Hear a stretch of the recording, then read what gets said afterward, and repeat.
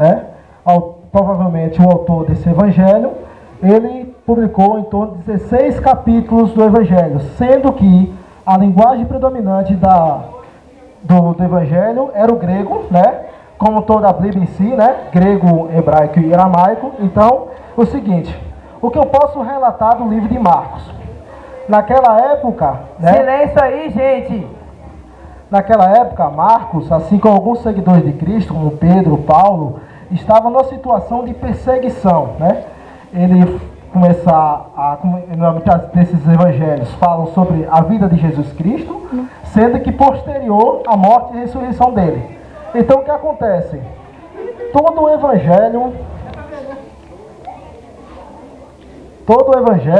hoje relatado como de Marcos, fala sobre a vida e missão de Jesus. Por isso, inclusive, esse de Marcos, né? Aí, desse lado de Marcos, ele fala muito sobre o relato da questão do Jesus profeta, aquele Jesus que levava boa nova, aquele Jesus que foi andando pelos lugares mais distantes, levando a sua palavra, né? No período que Jesus fez alguns milagres, né? O período que Jesus teve seu auge da proclamação da palavra de Deus, da boa nova, entendeu? E relatos alguns, inclusive do sofrimento, de alguns momentos que Jesus Cristo teve, a questão do seu início, da sua peregrinação, aquele Jesus que foi levando a boa nova. E Marcos relata muito detalhadamente essa questão também.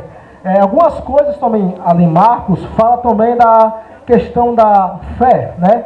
A questão da conversão de várias pessoas aonde Jesus passava, através da sua proclamação, através dos seus atos de fé, como a questão dos milagres, enfim, tudo relacionado no Evangelho de Marcos pode se relacionar também ao ano da fé, que é bem relatado o seguinte, que é um ano de conversão, né? Jesus, em cada evangelho, inclusive de Marcos, fala da conversão dos fiéis, né?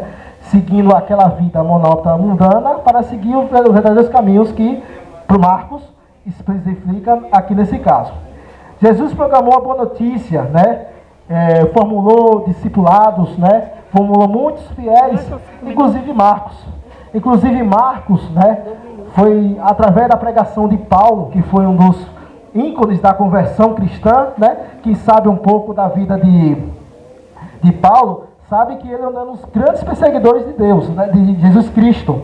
Então, ele foi exemplo de conversão. Então, a partir desse momento, ele inspirou Marcos a ser um dos principais seguidores de Jesus Cristo, sendo que ele foi proclamado, né, um dos maiores, vamos dizer assim, discípulos, porque ele foi um dos autores dos livros mais importantes da Bíblia, que é o Evangelho.